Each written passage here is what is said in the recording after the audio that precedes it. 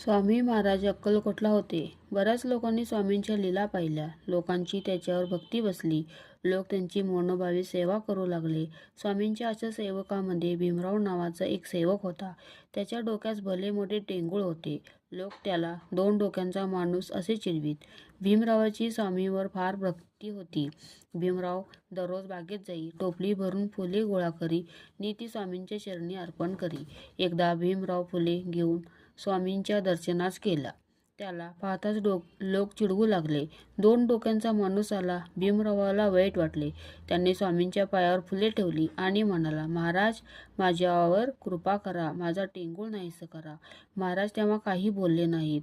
पण त्याच दिवशी रात्री भीमरावाला स्वप्न पडले. स्वप्नात स्वामींनी त्याच्या टेंगळावरून हात फिरवला. भीमराव सकाळी उठला. पाहतो तर टेंगूळ फुटून त्याचे कातडे लोंबत होते. तो धावत स्वामींकडे आला. स्वामींच्या चरणी लागला. स्वामींनी त्याला अंगारा दिला. तो भीमरावाने कातड्यावर लावला. काही दिवसांनी कातडे सुकले. टेंगूळ पूर्ण नाहीसे झाले.